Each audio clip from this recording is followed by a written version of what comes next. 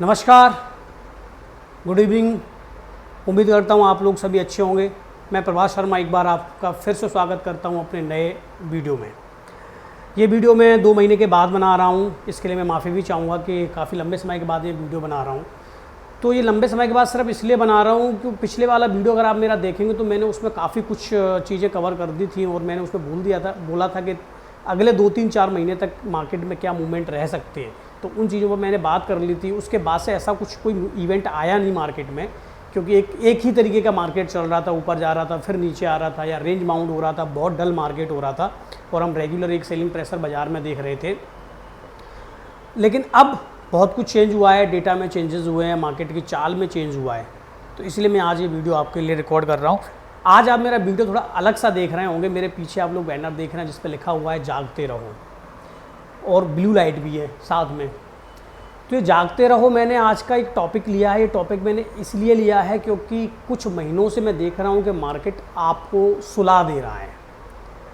अब क्या ये सुला दे रहा है, कैसे सुला दे रहा है, ये जागते रहो क्या टॉपिक है, धीरे धीरे जैसे जैसे ये वीडियो आगे बढ़ता जाएगा तो आप इसको कनेक्ट करते हुए चले जाएंगे। अगर आपने मेरा पिछला वीडियो नहीं देखा है तो एक बार पीछे वाला वीडियो ज़रूर देख लीजिएगा, क्योंकि ये इंटरलिंक्ड वीडियो है। अगर एक बार आप उसको पूरा अच्छे से देख लेंगे तो आप इस पूरे वीडियो को ठीक से रिलेट कर पाएंगे और आप लिंक कर पाएंगे कि उसमें जो बातें कही थी वो किस तरीके से चेंजेस मार्केट में हुए 2 महीने के बाद, और अब ये वीडियो मैं क्यों बना रहा हूँ, तो आप उसको लिंक कर पाएंगे। आज के बेसिकली 3 मेन टॉपिक रहेंगे इस मार्केट में। वो रहेंगे, क्या मार्केट बुल फेज़ में जाने के लिए तैयार है, एक बड़े बुल फेज़ में जाने के लिए तैयार है। पिछले वीडियो में भी मैंने ये बातें बताई थी कि इंडियन स्टॉक मार्केट एक बड़े बुल फेज़ में जाने के लिए तैयार है। तो क्या अभी भी ये बात सही है, जबकि जहाँ रिसेशन की बातें चल रही हैं, क्या अभी भी ये बात सही है कि मार्केट एक बड़े बुल फेज़ में जाने को तैयार है? तो पहला टॉपिक ये होगा। दूसरा पॉइंट जो इसमें होगा वो होगा, मैं आपको कुछ 15-16 महीने के एफआईज और डीआईज के कुछ डेटा दिखाना चाहूँगा। उस डेटा से आप लिंक कर पाएंगे एफआईज और डीआईज के डेटा कैश मार्केट में खरीदने और बेचने के दिखाऊंगा। तो आप उनमें से लिंक कर पाएंगे कि आखिर ये मैं बार बार बोल रहा हूँ कि मार्केट बड़े बुल फेज़ में जाने के लिए तैयार है, उसको आप लिंक कर पाएंगे। इसके अलावा सबसे बड़ा टॉपिक जो अभी बना हुआ है वो बना हुआ है इन्फ्लेशन का, हम उस पर बात करेंगे। तो सबसे पहले बात कर लेते हैं, क्या मार्केट एक बड़े बुल फेज़ में जाने के लिए तैयार है? हाँ, बिल्कुल ये सही बात है। अगेन मैं ये बात कह रहा हूँ और काफ़ी कॉन्फिडेंस के साथ कह रहा हूँ कि हाँ, इंडियन स्टॉक मार्केट एक बड़े बुल फेज़ में जाने के लिए तैयार है। अब सर, बड़े बुल फेज़ जो होते हैं ना, ये कोई 2-4 महीनों के अंदर या फिर 1000, 1500, 2000 पॉइंट का इंडेक्स में गिरावट आ जाने से फेज़ ना बनते हैं ना ख़त्म होते हैं। बुल फेज़ बनने में और बुल फेज़ को पूरा होने में 3 से 4-5 साल का समय लग जाता है। लेकिन प्रॉब्लम क्या है कि 500 पॉइंट भी निफ्टी टूट जाए ना तो ऐसा लगता है दुनिया ख़त्म हो गई, ये मार्केट तो ज़ीरो से शुरू होगा, ज़ीरो हो जाएगा साहब। तो अगर इतने इस नज़रिए से इस मार्केट को देखोगे ना तो कभी भी उस फेज़ को कभी एंजॉय नहीं कर पाओगे, उस फेज़ को कभी फील ही नहीं कर पाओगे, समझ ही नहीं पाओगे कि ये मार्केट किस फेज़ में जाने के लिए तैयार है। और वो फेज़ निकल चुकेगा, उसके बाद समझ में आएगा कि अरे ये शेयर का भाव इतना हो गया, उस उतने साल पहले, 3-4 साल पहले तो इसका ये भाव था, मैंने तो लिया भी था। फिर आप वो बातें करेंगे। तो ये बात मैं इसलिए बोल रहा हूँ क्योंकि पिछला वीडियो मैंने आई थिंक 16,200 के आसपास या 16,100 के आसपास बनाया था। वहाँ से निफ्टी 15,200 आ गई, 1000 पॉइंट का करेक्शन आ गया निफ्टी के अंदर। इतने में तो बस ये लगा दुनिया ख़त्म, ये क्या हो गया। आप कह रहे थे बुल फेज़ में जाने के लिए तैयार है। अरे सर, जब बुल फेज़ मार्केट करता है ना तो ये 1000, 2000, 3000 के पॉइंट के करेक्शन टेम्परेरी होते हैं और ये आते हैं और आगे भी आते रहेंगे। इस चीज़ को हम इग्नोर नहीं कर सकते। हम क्या इग्नोर करेंगे, मार्केट का तो ये हिस्सा है, ये पार्ट है मार्केट का। इस तरह के करेक्शन बाजार में आते हैं। तो रिस्क मैनेजमेंट का थोड़ा सा ध्यान रखें मार्केट में। हम मानता हूँ वॉलेटाइल मार्केट है, क्योंकि वैल्यूएशंस भी ठीक ठाक हैं बाज़ार की, अब थोड़ा वॉलेटाइल रहेगा, स्टॉक की वैल्यूएशन भी ठीक ठाक है। तो थोड़ा सा रिस्क को मैनेज करके रखें। अब रिस्क मैनेज कैसे होता है? 2-3 पॉइंट मैं हमेशा कहता रहता हूँ कि अगर आप फुल टाइम ट्रेडर नहीं हैं, अगर आप जॉब करते, कोई बिजनेस करते हैं और स्टॉक मार्केट आप पार्ट टाइम के लिए यूज़ करते हैं इंट्राडे ट्रेडिंग तुरंत प्रभाव से बंद कर दें। क्यों कर दें? जो मेरा इसमें पहला वीडियो जो मैंने अपलोड किया आप उसमें देख लीजिएगा तो उसमें आपको समझ में आ जाएगा। दूसरा, अगर आपके पास शॉर्ट ऑफ कैपिटल है, यानी कि आप 1 लाख से लेकर 5 लाख तक का कैपिटल डाले हुए हैं स्टॉक मार्केट में, तो फ्यूचर्स में ट्रेड करना तो बिल्कुल बंद कर दें और ऑप्शन तो देखें ही ना। तो मैंने इसमें एक वीडियो, मेरा वीडियो देख लेना पहला वीडियो, उसमें ये डिटेल में चीज़ें बताई हैं कि क्या रीज़न होते हैं कि जो छोटी कैपिटल के साथ लोग फ्यूचर्स में ट्रेड करते हैं तो अल्टीमेटली उनको लॉस ही हाथ लगता है, या ऑप्शन में काम करते हैं तो अल्टीमेटली उनको लॉस ही हाथ लगता है। 2-4 सौदे में प्रॉफिट आ गया होगा, लेकिन आप वो अल्टीमेटली देखेंगे 2-4 महीने बाद, 6 महीने बाद, तो वो अच्छा खासा अपना कैपिटल को खो चुके होंगे, यहाँ पर स्टॉक मतलब फ्यूचर्स ऑप्शन के अंदर दे चुके होंगे। तो रिस्क मैनेजमेंट आप समझें, और इसमें भी गलती कर सकते हैं। अब 2 लाख रुपए है, माल भर लिया यहाँ गर्दन तक 5 लाख रुपए का फंडिंग में, और बाजार में एक टेम्परेरी करेक्शन आया, और वो टेम्परेरी करेक्शन बहुत बड़ा नहीं होता है, वो 15-20 दिन के लिए होता है, लेकिन 15-20 दिन में आपका कैपिटल, आपका बैल पूरा वो डिस्ट्रॉय करके ख़त्म हो चुका होगा और दोबारा आपके स्टॉक के भाव वहीं आ गए होंगे और आपका पैसा लग चुका होगा। और ये चीज़ आप देख लीजिएगा, क्या अभी जब 15,200-300 मार्केट गया था तो आपकी पोजीशनें कटी होंगी। अगर बहुत सारे लोग, बहुत सारे क्लाइंट्स हैं जो सुन रहे हैं, अगर यहाँ पर बहुत सारे लोग सुन रहे हैं, तो आपकी पोजीशंस अगर किसी कारणवश कट गई होंगी, खासकर शॉर्ट ऑफ मनी की वजह से, तो क्या उनके भाव दोबारा नहीं आए क्या, या अभी नहीं आए क्या? अब कोई स्मॉल कैप ले रखा हो तो अलग बात है, मैं लार्ज कैप की बात करता हूँ, क्वालिटी शेयर्स की बात करता हूँ। स्मॉल कैप वगैरह हो तो वो अलग मैटर है, कोई ऑपरेटेड शेयर हो, कोई फर्जी स्टॉक हो तो वो एक अलग बात है। अदरवाइज़ अगर लार्ज कैप्स की और अच्छे स्टॉक्स में बात करूँ तो लगभग वो सारे भाव आ चुके हैं, कुछ एक रह गए हैं सेक्टर वाइज, जैसे IT थोड़ा अंडर परफॉर्मेंस है तो ठीक है, कुछ दिनों में ये भी चलना शुरू कर देगा। अब ये जागते रहो क्या है, बुल फेज मैंने आपको बता दिया है। अभी बुल फेज में पहले मैं बात कर लेता हूँ कि FIs DIs के डेटा पे भी बात कर लेता हूँ, ये इंटरलिंक्ड है तो थोड़ा सा जल्दी से अच्छे से समझ में आएगा।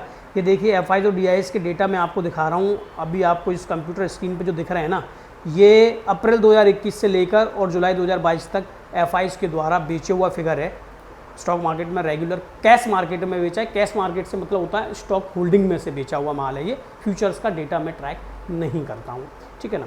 तो यहाँ पर आप देखेंगे 4,33,800 करोड़, 4,33,800 करोड़ का पिछले 16 महीनों में FIs ने रेगुलर माल सप्लाई किया है, रेगुलर मार्केट में माल छोड़ा है। मेरे ख्याल से, अगर मैं गलत नहीं हूँ, क्योंकि मुझे भी 12 साल के अनुभव है, इससे ज़्यादा तो मैंने पहले के मार्केट नहीं देखे, मेरे हिसाब से तो इन 12 सालों में पहली बार FIs के द्वारा रेगुलर 16 महीनों तक कंटिन्यूस माल बेचा है और इतने बड़े फिगर में बेचा है। अभी बात मैं क्यों कह रहा हूँ, अच्छा इस बात से क्या समझने को मिल रहा है, अब इससे समझने को ये मिल रहा है कि वहीं पर आप ये बगल में DIS का देखिएगा, ये DIS का है। DIS ने लगभग 3,60,000 करोड़ खरीदा है, 3,60,000 करोड़ खरीदा है ना DIS ने। तो जितना सप्लाई FIs ने दिया उतना DIS ने खरीदा, लगभग। अब जो अंतर है लगभग, वो डिफरेंस है आपका लगभग 74,000 करोड़ रुपए आ रहा है। तो 74,000 करोड़ कहाँ गया? क्योंकि अगर कोई एक पार्टी स्टॉक मार्केट में बेचने वाली है तो कोई तो खरीदने वाली है। अगर कैश में FIs ने 4,33,000 करोड़ का माल बेचा है 16 महीनों के अंदर, तो किसी ने तो खरीदा, तो इसमें DIS का फिगर तो आपको दिख रहा है 3,60,000 लगभग, तो डिफरेंट 74,000 करोड़ बच रहा है, ये कहाँ गया? सर ये जो वो डिफरेंस है जो पिछले 2 साल के अंदर जो रिटेलर ऐड हुए हैं, हम और आप जैसे लोग ऐड हुए हैं, वो ये 74,000 करोड़ का माल होल्ड करते हैं। ये इंडियन स्टॉक मार्केट की हिस्ट्री में रिटेलर्स के द्वारा अब तक होल्ड की हुई सबसे बड़ी पोजीशन है। ये पैसा डाला हुआ है वो सबसे बड़ा पैसा है। अब रिटेलर से मतलब हम और आप जैसे लोग, इसमें आप HNIs भी आ जाते हैं, इसके अंदर आपके कुछ HUF के खाते खुले हैं वो भी आ जाते हैं, या कोई पार्टनरशिप फर्म में है उसने खाता खोल के स्टॉक मार्केट में इन्वेस्टमेंट किया है तो वो भी इसके अंदर आ जाते हैं। तो अब तक स्टॉक मार्केट के इतिहास में किसी भी रिटेलर कैटेगरी के द्वारा पैसा डाला हुआ है, होल्ड किया हुआ है, वो सबसे बड़ा फिगर है। तो ये 4-5 जो सबको पता है ना, 4-5 करोड़ खाते खुले 2 साल में, तो सबको पता लग गया होगा। तो ये 4-5 करोड़ जो खाते खुले हैं, ये किस लिए खुले हैं? क्या मतलब खोल के देखेंगे क्या लोग, हाँ मेरा तो खाता खुल गया स्टॉक मार्केट में?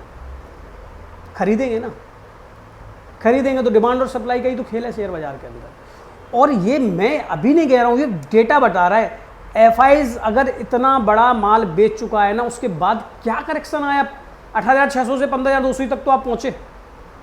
और जो पुराने लोग हैं, जो मार्केट में पुराने हैं, 10 साल से 8 साल पुराने, 10 साल पुराने, 15 साल पुराने, 20 साल पुराने, वो इस चीज़ को जानते हैं कि ये फिगर क्या है। अगर ये पहले कभी माल इस तरीके से बेच दिया होता तो लोअर सर्किट लगे होते मार्केट के अंदर। और फिगर भी छोटा नहीं है, एक एक महीने के अंदर आप देखो ना 58,000 करोड़, 64,000 करोड़। मार्च 2020 में जो कोविड का लॉकडाउन पे जो मंदी आई थी, उसमें 65,000 करोड़ ही बेचा था एफआईज ने, निफ्टी आधा रह गया था। और वहां और उसके कंपेरिजन में 4,33,000 करोड़ माल बेचने के बाद क्या करेक्शन हुआ, 8,600 से हम 15,200 आए। कहाँ से मंदी दिख रही है मुझे समझ नहीं आता है। मुझे ये चीज़ कॉन्फिडेंस दे रही है, मुझे फिगर कॉन्फिडेंस दे रहा है, मुझे नए रिटेलर्स जो ऐड हो रहे हैं वो कॉन्फिडेंस दे रहे हैं कि इंडियन स्टॉक मार्केट का एक बुल फेज स्टार्ट होने वाला है। क्या एफआईज इंडियन स्टॉक मार्केट से निकल जाएगा क्या?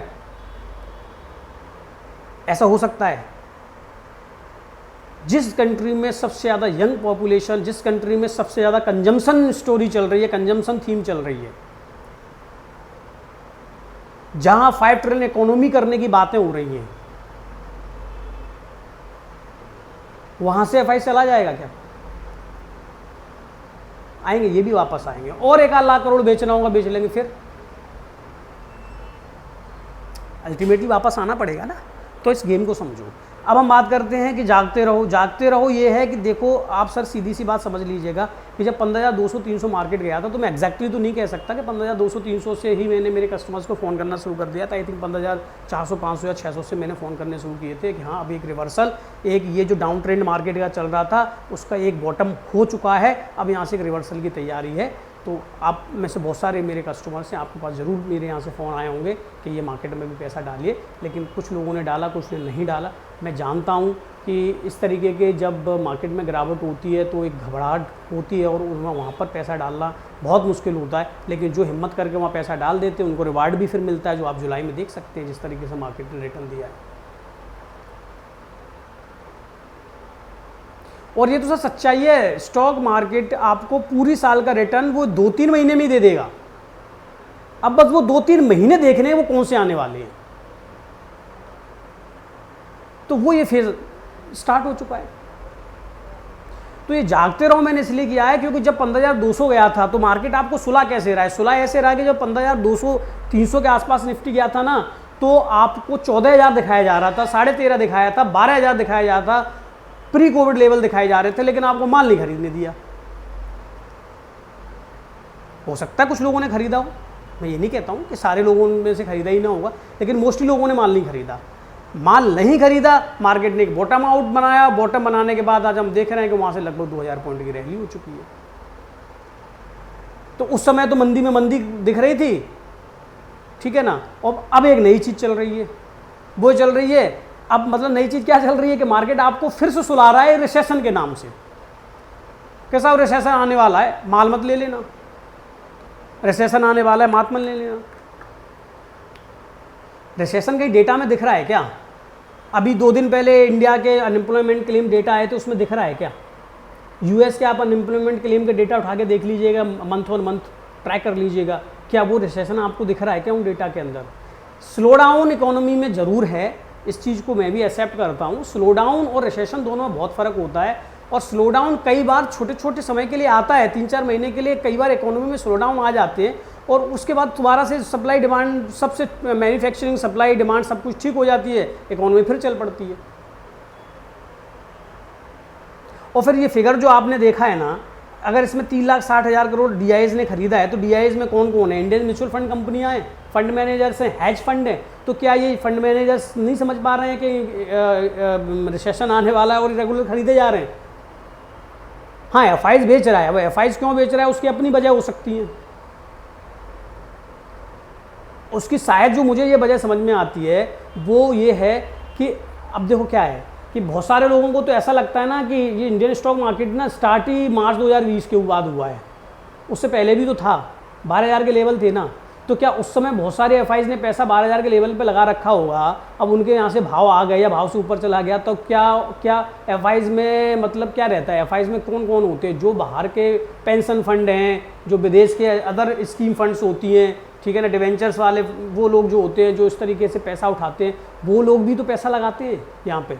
तो उन्होंने कहीं पैसा लगाया होगा और उनके भाव आ गए, उनसे ऊपर चला गया, तो वो भी तो माल खाली कर रहे होंगे अपना। तो एफआईज में ऐसा थोड़ी है कि सारे एफआईज एक जैसे ही सोचने वाले होते हैं। एफआईज में भी लोग ये इस तरीके के होते हैं कि जिनका माल अटका हुआ था 4 साल से 5 साल से, उनके भाव आ गए, भैया निकल के वो ने कहा चलो ठीक है भैया पैसा फ्री करो, कुछ और देखेंगे, ठीक है ना। तो ये इस तरीके की चीज़ें हैं। अब आपको जो नया रिसेशन की बात कही जा रही है ना, एक रिसेशन का नया चीज़ चला दी गई है कि हाँ एक रिसेशन आने वाला है, रिसेशन आने वाला है, एक नई चीज़ चला दी गई है। तो ये जो पोजीशनिंग आपको दी जा रही है आपके दिमाग में, ये आपको अब माल नहीं लेने देगी। जब लार्ज कैप जैसी कंपनियां 25-30% के करेक्शन पे खड़ी हुई थी, वहाँ ना खरीद के 25-30%, अभी यहाँ से और चल जाएंगी तब खरीदने के लिए आओगे फिर। और मैं बता रहा हूँ रिसेशन भी गायब हो चुका होगा। तो चीज़ को समझने की कोशिश करें। मार्केट आपको एक पोजीशनिंग दे रहा है, ये डाली जा रही है दिमाग में, व्हाट्सएप यूनिवर्सिटी वगैरह से भरा जा रहा है दिमाग में कि भैया माल मत ले लेना कैसे भी। रिसेशन कहीं डेटा में दिखना चाहिए ना, ऐसे तो कैसे रिसेशन मान लिया जाए, सिर्फ कह देने से रिसेशन थोड़ी आ जाता है। हाँ स्लो डाउन मंडी में इकोनॉमी में है, स्लो डाउन अपनी जगह। एफआईजीआईज का मैं आपको आंकड़ा दिखा चुका हूँ। एफआईजीआईज और रिटेल पार्टिसिपेशन जिस तरीके से एफआईज ने, मैं फिर रिपीट कर रहा हूँ, मुझे चीज़ कौन सा कॉन्फिडेंस दे रही है कि स्टॉक मार्केट बड़े बुल फेज में जाने को तैयार है भारत का, वो ये चीज़ दे रही है कि एफआईज ने दम लगा के माल बेचा, लेकिन डीआईज ने उस माल को ऑब्जर्व किया और उसके बाद 75,000 करोड़ का जो रिटेल पार्टिसिपेशन हमें दिखाई दे रहा है, ये अपने आप में बताता है कि आने वाला वक्त इंडियन स्टॉक मार्केट का है। बट समस्या ये है कि अभी यहां से 500 पॉइंट टूट जाएगा, आपका तो बुल फेज खत्म। या तो फ्यूचर उठा लिए होंगे उल्टे सीधे, या फिर कैश में उल्टा सीधा माल ले लिया होगा। 2 लाख है, 5 लाख का माल उठा लिया होगा फंडिंग करा के, तो माल तो कटेगा तो मार्केट बेकार, बुल फेज खत्म। काय का बुल फेज, सबसे वाहियात है स्टॉक मार्केट, यही फीलिंग आती है ना फिर। क्यों आया मैं स्टॉक मार्केट में, क्यों खाता खुलाया मैंने स्टॉक मार्केट में। तो सर थोड़ा रिस्क मैनेजमेंट एक चीज़ होती है, उस पर भी थोड़ा फोकस कर लीजिएगा। रिस्क मैनेजमेंट इसी समय के लिए किया जाता है कि अच्छा मार्केट जब चल रहा है तो सब कमा रहे होते हैं, लेकिन जब मार्केट थोड़ा खराब होता है ना, तो उस समय वो कमाया धमाया सब ले जाता है। इसी चीज़ को एक रिस्क मैनेजमेंट चीज़ होती है, उस रिस्क मैनेजमेंट को करना सीख लिया तो इस तरीके की टेम्परेरी गिरावटें जो अभी हमें देखने को मिली थी, ये आपको पता ही नहीं चलेगा कब आई और कब निकल गई। अब हम इन्फ्लेशन पे जल्दी से बात कर लेते हैं। देखिए इन्फ्लेशन पे जितनी मेरी समझ है मैं उतनी बात बताऊंगा, मे भी हो सकता है कि अब कितना सही कितना गलत ये तो आप लोग सुन के अंदाज़ा लगा सकते हैं। मेरे हिसाब से इन्फ्लेशन 2 तरीके से किसी भी इकोनॉमी में एग्जिस्ट करता है। किसी भी इकोनॉमी में 2 तरीके से इन्फ्लेशन आता है। पहला जो इन्फ्लेशन होता है, किसी भी कंट्री की करेंसी की परचेजिंग पावर कम हो रही है, वो रेगुलर इन्फ्लेशन होता है, और वो ज़्यादातर डेवलपिंग कंट्रीज़ के अंदर आता है। जो डेवलपिंग कंट्रीज़ होती है उनके अंदर रहता है। जैसे हम डेवलपिंग हैं तो हमारे यहाँ वो रिसेशन है, हम 7-8% रिसेशन हमेशा, वो सॉरी रिसेशन कहाँ मेरे भी दिमाग में भर गया है, इन्फ्लेशन। अभी मैंने जितनी देर पहले रिसेशन शब्द बोले उनकी जगह रिप्लेस करके इन्फ्लेशन कर लो, ठीक है ना। तो इन्फ्लेशन हम तो 7%, 6%, 5% पहले से ही देखते चले आ रहे हैं। हमारे लिए कौन सी नई बड़ी बात होगी अगर 7% इन्फ्लेशन पे हम हैं तो, क्योंकि हम डेवलपिंग हैं तो कुछ चीज़ें ऐसी होती हैं जो कि हमें बाहर डिपेंडेंट है, हमें वो मंगानी है। जैसे क्रूड ऑयल है, बहुत सारी ऐसी चीज़ें हैं, गेहूं का भी हम लोग बाहर से उत्पादन करते हैं, बाहर से मंगाते हैं, गेहूं को भी मंगाते हैं, हम अपने कुछ खाने पीने के ऑयल्स को भी मंगाते हैं।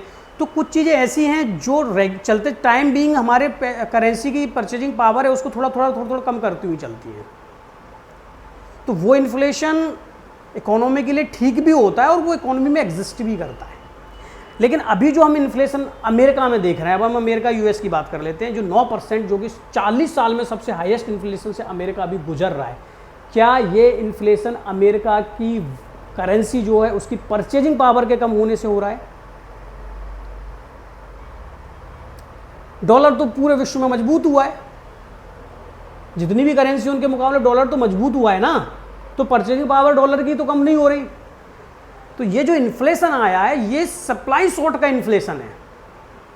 जैसे कमोडिटीज़ की सप्लाई शॉर्ट पड़ गई, रशिया यूक्रेन में प्रॉब्लम हुई, तो जो जो जो जो जो कमोडिटीज़ बाहर से मंगाई जा रही थी, रूस पे डिपेंडेंट थे, बहुत सारी कमोडिटीज़ ऐसी थी, गेहूं था, बहुत सारी ऐसी कमोडिटीज जो कि रूस पे डिपेंडेंट थे, रूस ने थोड़ा सा सप्लाई को इंटरप्ट कर दिया तो वहाँ पे सप्लाई रुकी, तो वो एकदम से इन्फ्लेशन बीट हुआ, वो सॉरी बढ़ा, एकदम से इन्फ्लेशन इंक्रीज़ हुआ। तो ये जो इन्फ्लेशन इंक्रीज़ हुआ है जो शॉर्ट सप्लाई की वजह से, जैसे ही ये सप्लाई दोबारा से दुरुस्त होंगी सारी चीज़ों की, ये इन्फ्लेशन जिस हिसाब से बढ़ा है उस हिसाब से नीचे आएगा, और जैसे ही इन्फ्लेशन नीचे आएगा वैसे ही मार्केट में आप तेज़ी देख लीजिएगा। अभी जो आपने ये तेज़ी देखी क्या था? क्रूड ऑयल, भाई मेन फैक्टर क्या था मार्केट के लिए? क्रूड ऑयल का महंगा होना। क्रूड ऑयल 130 तक चला गया था, जब क्रूड ऑयल 130 था तो 15,200 थे, अब क्रूड ऑयल 100 के आसपास आ गए तो 17,200 हो गए। तो क्रूड ऑयल भी इसीलिए बढ़ा था एकदम से, तो धीरे धीरे क्रूड ऑयल का भाव नीचे आ गए तो हमारे स्टॉक मार्केट चलना शुरू कर दिए। इसी तरीके से इन्फ्लेशन कंट्रोल में आएगा। अब आप ये कहेंगे कि फिर सेंट्रल बैंक्स क्यों इंटरेस्ट रेट बढ़ाना है, तो देखो सेंट्रल बैंक्स बढ़ाएंगे, उनको कदम उठाने ही पड़ेंगे। उनको अगर लगता है कि इंटरेस्ट रेट ज़्यादा है और मार्केट में इंटरेस्ट रेट कम थी, और कम होने की वजह से जो ओवर सप्लाई, ओवर फंड की लिक्विडिटी मार्केट में थी उसको उनको रोकना था, तो इसलिए उनको इंटरेस्ट रेट बढ़ाना ही पड़ेगा। और इंटरेस्ट रेट बढ़ाना कतई गलत नहीं है, ये बिल्कुल सही डिसीजन लिए जा रहे हैं सभी सेंट्रल बैंक्स के द्वारा, क्योंकि अगर इसके अभी नहीं बढ़ाए गए तो आगे चल के इसके परिणाम बहुत खराब आते हैं। तो मैं पिछले वीडियो में भी एग्जांपल दे चुका हूं कि अगर कोई पेशेंट है, अगर कोई मरीज है, अगर उसको कोई बीमारी लग गई, उस बीमारी का इलाज दिया जा रहा है, तो ये उसके लिए अच्छा है कि बुरा है? अच्छा ही है ना। तो इसी तरीके से इन्फ्लेशन को कंट्रोल करने के लिए जो भी सेंट्रल बैंक्स के द्वारा कदम उठाए जा रहे हैं ये सब अच्छे हैं। और मार्केट तो किसी भी चीज़ को डाइजेस्ट बड़ी जल्दी कर लेता है। मार्केट बस बढ़ाया इंटरेस्ट रेट बढ़ाया, डरा और अब बढ़ गया, उसके बाद सब ठीक है, अच्छा तो अब तो बढ़ेगा ही, चलो भैया हम आगे चलते हैं। तो इन्फ्लेशन मैंने आपको बता दिया है, ये मेरा अपना जितना भी समझ है थोड़ी बहुत, उसके हिसाब से ये इन्फ्लेशन स्थायी इन्फ्लेशन नहीं है, ये अस्थायी इन्फ्लेशन है। जिस तरीके से बढ़ा है उसी तरीके से कंट्रोल होगा, और आप 2-3-4 महीने बाद देखेंगे इन्फ्लेशन भी एक कंट्रोल की स्थिति में होगा, मार्केट अच्छा खासा परफॉर्मेंस कर चुके होंगे, लेकिन आप डरे हुए बैठे होंगे, आप खरीद नहीं पाए होंगे, बिकॉज आपके दिमाग में भरा जा रहा है व्हाट्सएप यूनिवर्सिटी के द्वारा कि रिसेशन आने वाला है।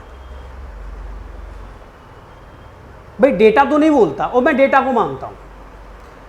और डिटेल में जाना है तो थोड़ा यूएस के एम्प्लॉयमेंट क्लेम वगैरह है उनको थोड़ा स्टडी कर लीजिएगा, तो आपको वो चीज़ समझ में आ जाएगी कि आखिर मैं ये बात क्यों बोल रहा हूँ। हो सकता है भाई मैं गलत साबित भी हो सकता हूँ, मैं बिल्कुल नहीं कह रहा कि मैं इसमें सही साबित होऊंगा, लेकिन मेरी जितनी समझ है वो मैंने आप लोगों के साथ शेयर कर दी है। आज की वीडियो में मैं आप लोगों से इतना ही डिस्कस करना चाह रहा था। और हाँ, एक टॉपिक और है, शॉर्ट सेलिंग का मेरे को एक वीडियो और बनाना है। अब इस वीडियो में उसको इंक्लूड नहीं करूँगा बिकॉज फिर ये वीडियो बहुत लंबा हो जाएगा। शॉर्ट सेलिंग किस तरीके से लोगों को बर्बाद कर रही है, किस तरीके से लोग शॉर्ट सेल करके बर्बाद होते हैं, उसके ऊपर एक मैं वीडियो ज़रूर बनाऊंगा। और पिछले कुछ महीनों में इस मार्केट ने लोगों को शॉर्ट सेल करने की आदत डाली, उन्हें थोड़ा पैसा दिया, और अब जो यहाँ से गेम चालू हुआ है ना वो कुछ अलग ही है। तो शॉर्ट सेल करना एक ऐसा एडिक्शन है ना, जिसको शॉर्ट सेल का एडिक्शन लग गया ना उसको मंदी ही दिखती है मार्केट में हमेशा, और धीरे धीरे वो पैसा देता हुआ चला जाता है। और जब वो जागता है तब तक वो अपनी अच्छी खासी वेल्थ को नुकसान कर चुका होता है, डिस्ट्रॉय कर चुका होता है। तो वो वीडियो मैं अलग से बनाऊंगा, शॉर्ट सेल पे एक फुल वीडियो बनाऊंगा। चलिए, तो जागते रहो, आप समझ गए, जागते रहिएगा, सोइएगा मत, इधर उधर से उल्टी सीधी खबरें कम सुनिएगा, खासकर रिसेशन वगैरह की खबरें कम सुनिएगा। और रिसेशन अगर आना होता ना तो मार्केट अपने आप समझ जाता ये मार्केट का ही भाव नहीं होते, ठीक है ना। और भाई हो सकता है कोई बैंक ही फेल हो जाए, तो मैं कह नहीं सकता, या कोई और फैक्टर आ जाए, अभी विश्व युद्ध ही छिड़ जाए भैया तीसरा तो फिर क्या रिसेशन और क्या मार्केट, ठीक है ना। अभी फ़िलहाल ऐसा कहीं कुछ भी नहीं है। थोड़ा बहुत करेक्शन आए तो डरे घबराने की ज़रूरत नहीं है, खरीदने का मौका है, मैं फिर कह रहा हूँ। इसके अलावा लेबल्स मैं यहाँ पे शेयर नहीं करता हूँ। लेबल्स जो भी मेरे से लोग रेगुलर जुड़े हुए हैं कस्टमर से, वहाँ पे मैं लेबल्स वगैरह सब कुछ आपको शेयर करके बाकायदा पूरा बताता हूँ किस तरीके से मार्केट है और आगे क्या रह सकता है। तो ये वीडियो देखने के लिए थैंक सो मच। अब इस वीडियो को देखने के बाद अगर आपको लगता है कि आपका मार्केट को देखने का नज़रिया अगर थोड़ा बहुत चेंज हुआ है इस वीडियो के बाद, तो इस वीडियो को आप अपने यार दोस्त रिश्तेदार जो स्टॉक मार्केट में इन्वेस्ट करना चाहते हैं या इन्वेस्टेड है उनके लिए फॉरवर्ड कर दीजिएगा। ये मेरा काम ज़रूर कर दीजिएगा और सब्सक्राइब तो आप कर ही लीजिएगा इस चैनल को, क्योंकि मैं वीडियो इतना ज़्यादा बनाता नहीं हूँ। जब मार्केट में वीडियो बनाने के चांसेस होते हैं, जब मुझे लगता है कि मार्केट में अभी वीडियो मुझे बनाना चाहिए, मैं तभी वीडियो बनाता हूँ। Thank you so much. Subscribe जरूर कर लीजिएगा, नोटिफिकेशन आ जाएगा अगली वीडियो का। अब अगला वीडियो कब आएगा मैं नहीं कह सकता। हाँ, शॉर्ट सेल पे बनाना है, वो जल्दी बना के डालूंगा मैं, ठीक है ना। Okay, thank you so much.